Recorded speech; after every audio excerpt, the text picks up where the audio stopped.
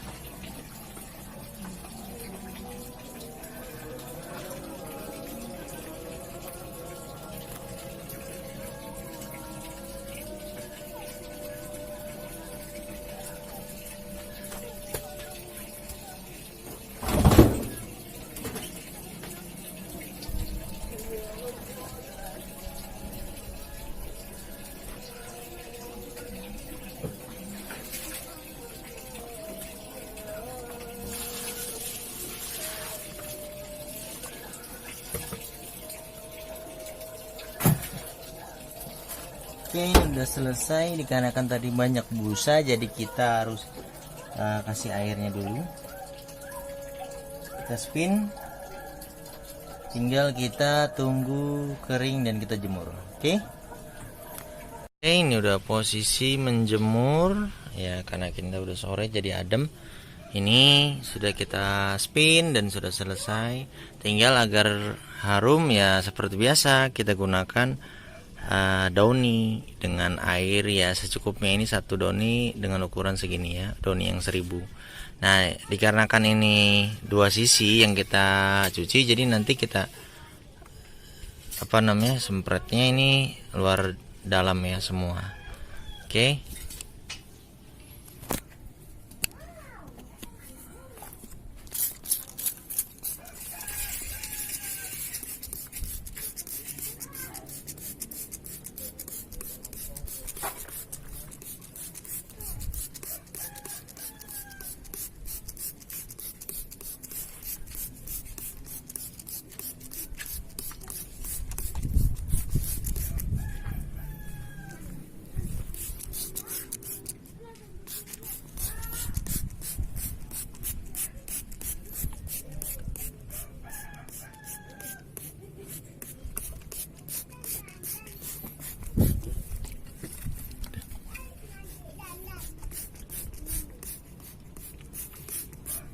Oke, sudah ya. Terima kasih yang sudah menonton. Jangan lupa klik tombol subscribe, like, komen, dan share. Semoga bermanfaat. Assalamualaikum warahmatullahi wabarakatuh.